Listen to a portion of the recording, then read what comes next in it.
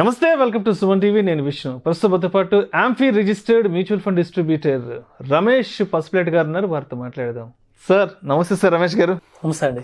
Sir Ramesh గారు, ఈ banking విషయాలకు వచ్చిన ఏదైనా ఒక లోన్కి వెళ్ళాలన్నా, ఏదైనా ఒక లోన్ అప్రూవ్ కావాలన్నా ఫస్ట్ అడిగే మాట ఏంటంటే సిబిల్ స్కోర్.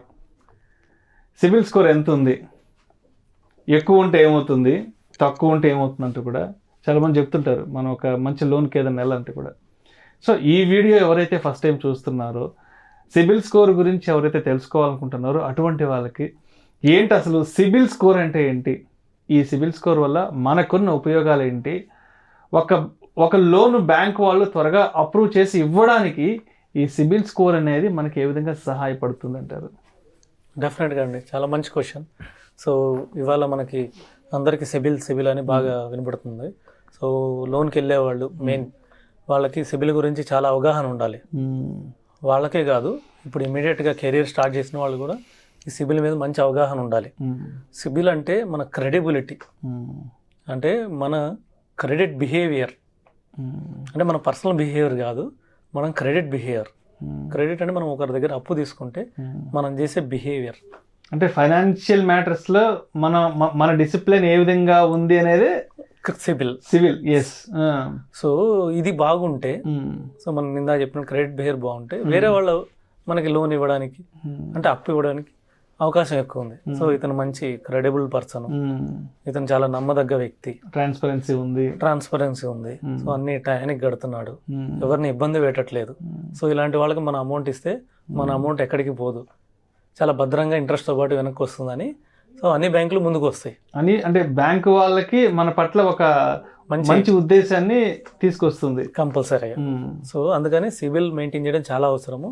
ప్రత్యేకంగా నేను ఇవాళ యూత్లో చూస్తున్నాను, వాళ్ళు ఎక్కువ క్రెడిట్ కార్డ్ యూజ్ చేయడము, లేట్ పేమెంట్ చేయడము, ఎర్లీ లోన్స్ తీసుకోవడము, యాప్స్లో తీసుకోవడం, అవి కట్టలేకపోవడం, వేధింపులకు గురి కావడం, సిబిల్ చెడగొట్టుకోవడం, ఇలాంటి చాలా చూస్తున్నాను. సో దీని గురించి అందుకనే పూర్తి అవగాహన పెట్టుకొని మనం జాగ్రత్తగా చేసుకుంటే మనకి ఫ్యూచర్ చాలా బాగుంటుంది. ఓకే. సో క్రెడిట్ హిస్టరీ బాగుంటుంది మనది ఫ్యూచర్లో. సో అదేవిధంగా చాలామంది మల్టిపుల్ క్రెడిట్ కార్డ్స్ వాడుతుంటారు ఎక్కువగా కూడా, అంటే 2 కంటే ఎక్కువ క్రెడిట్ కార్డ్స్ వాడుతుంటారు. కాబట్టి అంటే ఇలా అంటే మోతాదుకి మించి మనం ఈ విధంగా యూజ్ చేయడం వల్ల మన సిబిల్ స్కోర్కి ఎటువంటి ఇంపాక్ట్ ఉంటుంది, ఆన్ టైంలో మనం బిల్ పే చేయకపోతే బ్యాంకుల నుంచి కూడా ఎటువంటి ఇబ్బందులు వచ్చే అవకాశం ఉందంటారు? డెఫినెట్గా అండి, అదే మనం అనుకున్నట్టు చాలామంది ఎక్కువ క్రెడిట్ కార్డులు తీసుకుంటున్నారు. సో క్రెడిట్ కార్డులు ఎక్కువ ఉన్నా కూడా వీటిలో మనం చాలా తక్కువ వాడడం అలవాటు చేసుకోవాలి. వీలైనంత తక్కువ, వాళ్ళ బ్యాంక్ రూల్స్ ప్రకారం 30% కన్నా ఎక్కువ వాడితే మన సిబిల్ స్కోర్ తగ్గుతుంది. ఓకే. 30% కన్నా లోపల వాడుతూ మనం టైం లోపలే, వాళ్ళు ఇచ్చిన గడువు లోపలే పే చేసుకుంటా ఉంటే మన సిబిల్ స్కోర్ పెరుగుతూ ఉంటుంది. అంతేగాని ఏదో ఫుల్ పేమెంట్, ఫుల్గా క్రెడిట్ కార్డ్ మొత్తం యూజ్ చేయడము, కొంతమంది దీంట్లో తీసి దానికి కట్టడం, ఇలా కూడా చేస్తున్నారు.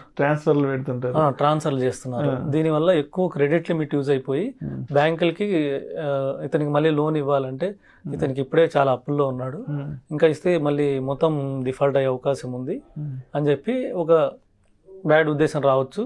దీనివల్ల లోన్ రాకపోవడానికి అవకాశం ఎక్కువ ఉంది. ఇంకోటి రెండోది ఏంటంటే టైంకి కంపల్సరీ కట్టాలి.